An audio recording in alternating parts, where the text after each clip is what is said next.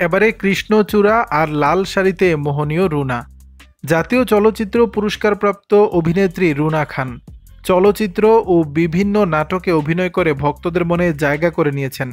সম্প্রতি অসময় ওয়েব ফিল্মে অভিনয় করে ব্যাপক প্রশংসা কুড়িয়েছেন। সবসময় তিনি নিজেকে ভক্তদের মাঝে ভিন্নভাবে উপস্থাপন করে থাকেন।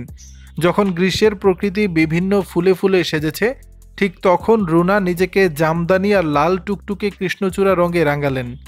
রুনা খান মঙ্গলবার 14 মে তার ফেসবুক পেজে এসব ছবি পোস্ট করে ক্যাপশনে লিখেছেন, কৃষ্ণচূড়ার বনে বনে আগুন লেগেছে, ভক্তরা সেখানে তার রূপের প্রশংসা করেছেন।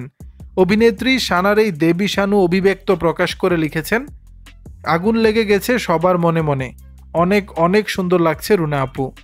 শাহিদা আফরিন আলী নামে এক ভক্ত বলেন, তুমি সুন্দর তাই চেয়ে থাকি, সে কি মোর অপরাধ। ছবিতে দেখা যায় কানের পাশে কৃষ্ণচূড়া ফুল গুজে দিয়ে দিল খোলা হাসিতে আকাশের দিকে চেয়ে আছেন রুনা খান। কপালে ছোট লাল টিপ, খোলা চুল আর মোহনীয় লুকে দেখা গেছে তাকে। দর্শক, কৃষ্ণচূড়ার মতো রুনা খানকে দেখতে আপনাদের কাছে কেমন লেগেছে তা জানিয়ে দিবেন নিচের কমেন্ট বক্সে।